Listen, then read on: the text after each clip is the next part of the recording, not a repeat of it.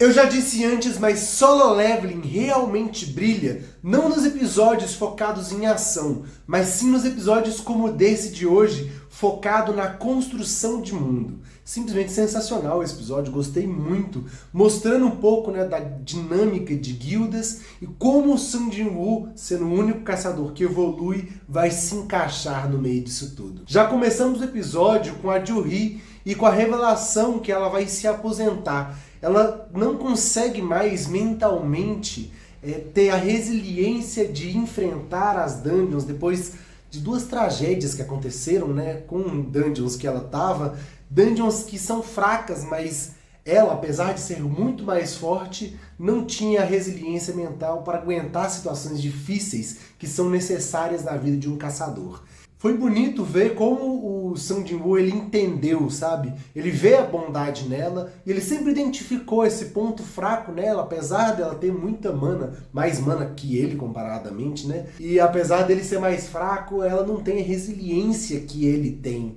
Tanto que, essa capacidade de evoluir dele só é possível por conta desse aspecto da resiliência do Sung Jin-woo. A conversa deles foi bonitinha, Ele falando, que vai visitar ela falando que quando ele for, pra região ali de onde os pais dela moram, para eles se encontrarem, e é bonitinho ver, mas a gente já sabe que ela não tem chance nenhuma, Porque, cara, a gente tem que ser claro, mostrou essa vontade dela, que ela gosta dele, não tô vendo muita possibilidade de ter um relacionamento ali. Muita gente torce por ela, mas é a vida.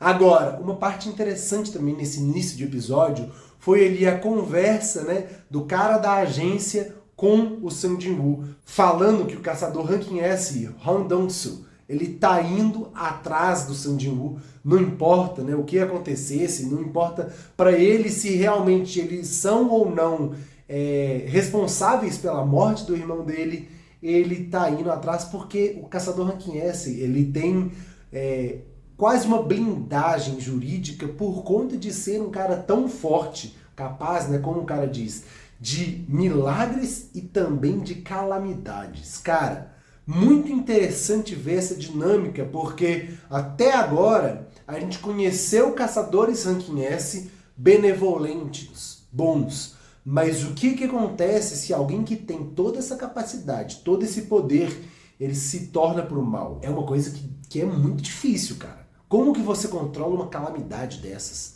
É um aspecto interessante que existe ali, Talvez o sistema de guildas exista também, não só para utilizar do poder desses caçadores, mas também para manter eles em xeque. Porque assim, se você largar um cara desse solto na sociedade, o estrago é gigantesco, Depois disso a gente viu um pouco ali das raids, Ranking C, que o Sung Jin-woo e o Playboyzinho estão indo enfrentar, Eles contrataram uma galera só para fazer piquenique na frente da entrada dos portais. A gente viu que uma das pessoas é a amiga do irmão do Sung Jin-woo, da irmã do Sung Jin-woo. E ali é interessante porque não sei se nenhum dos dois se reconheceu ali. Porque ela, não tenho certeza se ela viu o Sun, principalmente depois da transformação dele, e acho que ela não se ligou pro sobrenome e não fez a ligação entre ele e a irmã, porque ela sabe quem que ele sempre foi um caçador ranking E, muito fraco, não sei o que, mas ela não fez a conexão nem de nome, nem de rosto com o Sung Jin-woo.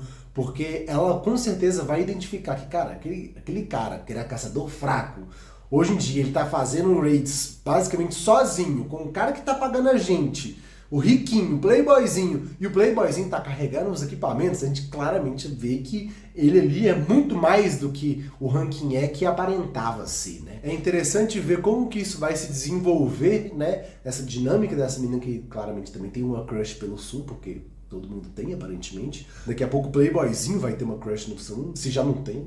Mas, assim, é interessante ver essa dinâmica de como que eles ali estão ganhando uma grana e, basicamente, para calar a boca e cumprir os números, Mas tudo com o objetivo de esconder o fato do Sung Jin-woo ser um caçador muito mais poderoso com o segundo despertar. E isso que nenhum deles sabe, que ele não tem um segundo despertar comum, mas sim uma capacidade de evoluir que é completamente única, né? E assim, isso vai vir à tona um pouco mais à frente no episódio, que é uma coisa interessante, né? Ali nesse momento a gente viu um pouco também do Sung Jin-woo enfrentando esses Ranking Cs, os monstros das dungeons, com uma facilidade até relativamente tranquila, sabe? A gente vê que ele claramente ele é mais forte porque ele se enquadra com um B, um entre A e B, talvez um B alto, ali chegando no A, principalmente no final do episódio, com a habilidade de furtividade que ele adquiriu. Eu tava pensando aqui, provavelmente o maior prêmio que essas Dungeons Ranking C tem é o seu like. Você sabe que isso me ajuda demais. Tô fazendo vídeo solo leveling aqui toda semana. Não se esquece de se inscrever e ativar o sininho para não perder nenhum. É interessante a gente ver um aspecto novo, né, nessa questão da habilidade da furtividade, que ele ganhou do cara que ele enfrentou no episódio passado através de uma runa. Então, possivelmente a gente vai ver a dinâmica de runas aparecerem outras vezes para dar habilidades especiais, raras para o Sung Jin-woo. E isso é uma coisa que eu acho interessante, porque não é só uma habilidade que é adquirida à medida que você vai evoluindo, igual ele foi melhorando suas habilidades, né? Que a gente viu no episódio. Mas é uma habilidade única e especial que é dada a ele por alguma circunstância. Talvez como prêmio de uma raid, talvez como alguma habilidade, algum boss mais alto que ele pode ganhar. Isso é uma coisa que eu acho que vai vir mais pra frente, mas explica um pouco mais da aquisição de habilidades por parte do Sung Jin-woo. E fica uma questão que eu acho interessante. Se ele tivesse dado aquela runa para outro caçador, será que aquele cara teria pego aquela habilidade?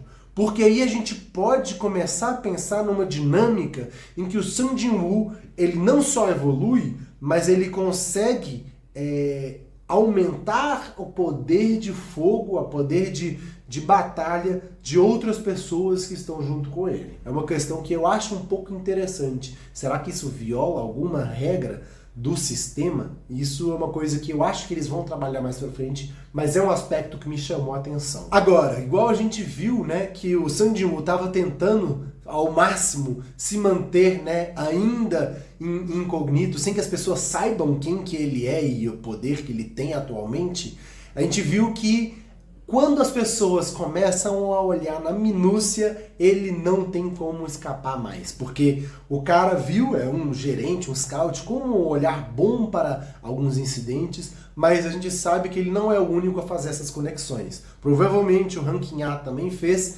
e assim, a tentativa de recrutamento, né, por parte da guilda do Tigre Branco, que é uma das 3 maiores guildas e mais potentes, se não me engano, é a guilda daqueles 3 Ranking S que a gente viu, né, o Mago, o Guerreiro Brutal lá e a Caçadora Feminina Ranking S. E assim, eles querendo ali olhar, mas o cara, ele fez um trabalho de dedução muito inteligente, interessante, mas ele não chegou na conclusão certa do poder real que o Sung Jin-woo tem. Porque quando ele viu que o Sung Jin-woo foi oferecido 30 milhões, cara, e ele falou assim, eu ofereço o dobro, tipo, quanto que custa o prédio inteiro da sua guilda?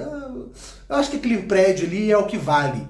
Meu irmão, o cara falou assim, caraca, esse cara pode ser um ranking S ou mais. É uma coisa interessante de ver ali, porque claramente esse gerente e esse cara que tá tentando recrutar o Sung Jin-woo, não vai ser a última vez que a gente vai ver ele. Agora, o que tá se desenhando ali, na minha opinião, é ele passar isso pro Ranking S, chefe da guilda, e isso ser um ponto-chave que vai unir a guilda, né, do Sung Jin-woo e do Playboyzinho com a guilda do Tigre Branco para juntos enfrentarem a ameaça que tá naquela ilha, né? Que é a causa dos pesadelos daquele cara, a maior derrota deles.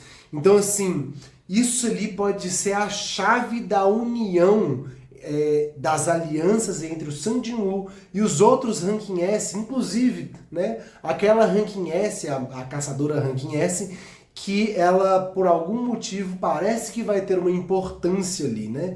Então vai ser interessante ver essa interação. E também outra coisa que eu acho que pode acontecer, ser essa junção, né, e essa informação do Sung Jin-woo para os ranking S dessa guilda do Tigre Branco ser um fator decisivo para talvez salvar o Sung Jin-woo daquele outro ranking S que tá indo atrás dele, o Hwang Dong-soo. Então eu acho que isso ali vai ter uma importância, uma relevância grande, né? E essa relação que o Sung Jin-woo criou, né, de poder com aquele cara, com aquele scout, mas uma relação de boa vizinhança pode ser uma chave ali. E, cara, o ponto alto, na minha opinião, da relação ali que eles tiveram, né, dessa interação, foi o momento, né, que o Sung Jin-woo mostra ali, né, a furtividade, faz uma ameaça soft para aquele cara, falando assim, cara, não bota a boca no trombone, não sai espalhando isso, porque eu quero que mantenha segredo. Cara, putz, eu preciso passar isso pro meu chefe, né? Mas ele fala, beleza, ok, pra ele, mas não pra mais ninguém. Não sai explanando, sabe? E no final, cara, quando ele vira e fala assim, abre a boca e fecha os olhos. Cara, você vai abrir a boca e fechar os olhos por um marmanjo super poderoso que nem o Sung Jin-woo, cara. Que é isso, né? Foi muito fácil.